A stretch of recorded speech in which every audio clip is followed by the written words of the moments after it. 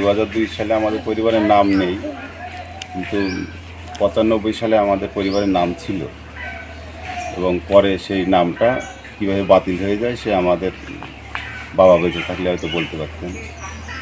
বিএলওর কাজ আমি দীর্ঘ 15 বছর ধরে করছি। এবার আমার হাত থেকে কোনো রকমের কাজগুলো সুষ্ঠুভাবেই হয়েছে, বিডিও অফিসও জানে। তার জন্য আমি আগে অনেকবারই বিএলওর কাছ থেকে অব্যাহতি পাওয়ার জন্য অ্যাপ্লিকেশন করেছিলাম, তো আমাকে ছাড়েনি। অনেকবারই করেছি, প্রায় 3 বার লিখিত করেছি। আমাদের কয়েকজন আমরা আছি একসঙ্গে। এবার আমাদের কাজটা যত বিএলওই আছে আমরাই কাজটা সবচেয়ে ভালো রকমের শেষ করতে পারি।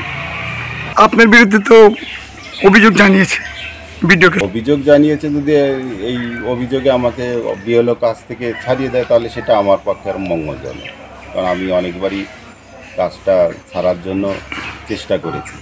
নদিয়ার কৃষ্ণগঞ্জে দুর্গাপুরে 75 নম্বর বুথ, সেখানকার বিএলও মিলন রায়। মিলন বাবু ওই গ্রামেরই দুর্গাপুর প্রাথমিক বিদ্যালয়ের শিক্ষক। 2002-এর ভোটার লিস্টে 75 নম্বর বুথে 557 জনের নাম ছিল। 2025-এ ওই বুথে ভোটারের সংখ্যা বেড়ে 1016 জন হয়েছে। ঢুকেছে বিএলও দায়িত্বপ্রাপ্ত মিলন রায়ের পরিবারের নামও। আর এই ব্লকে অনেকেরই 2002-এর ভোটার লিস্টে নাম নেই, এমনই দাবি করছেন মিলন রায়।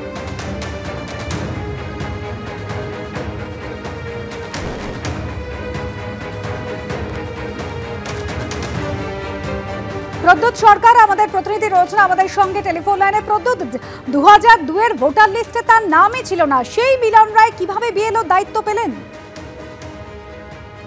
দেখো, 2002 সালে মিলন রায়ের পরিবার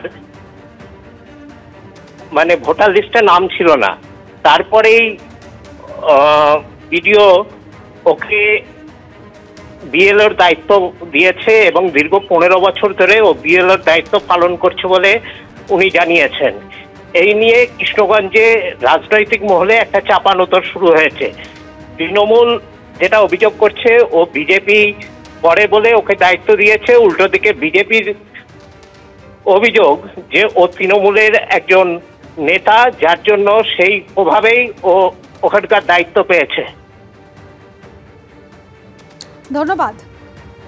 দেখুন, এরা প্রত্যেকে শাসক দল ঘনিষ্ঠ এবং চটি চাটতে চাটতে প্রশাসন বা অ্যাডমিনিস্ট্রেটিভ এমন জায়গায় চলে গেছে যে যেখানে আমরা খবর পেলাম যে কৃষ্ণগঞ্জ পঞ্চায়েতের প্রধান তিনি একটা স্টেটমেন্ট দিয়ে বলছেন মিলন রায় নামক একজন শিক্ষক, যিনি কৃষ্ণগঞ্জ গ্রাম পঞ্চায়েতের 75 নম্বর বুথে বসবাস করেন, তিনি 2002 সালে তার এবং তার পরিবারের কারোর কোনো নাম ছিল না এবং 2025 সালে তার নামটা আছে। তিনি শিক্ষকতা করেন, তিনি বিএলও হিসাবে কাজ করছেন। শাসক দলের প্রধান বলছেন যে আমরা এই বিষয়ে অবজেকশন জানিয়েছি বিডিওকে। তাহলে আপনারাই চিন্তা করে দেখুন তো, তাহলে তিনি কত বড় প্রভাবশালী যে বিডিও তার নাম কাটতে ভয় পাচ্ছে।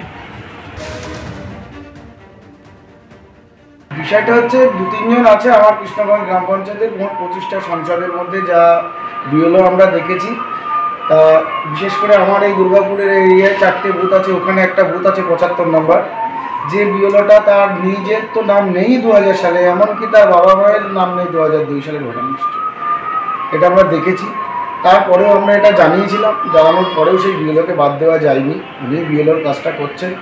এইবার আমাদের একটা সংশয় থেকেই যাচ্ছে, যার নিজের নামটা 2002-এ নেই, সে কি সার্ভে করবে আর কিভাবে করবে সেটা সবাই বুঝতেই পারছে কি হবে না হবে এই বিষয়টা নিয়ে।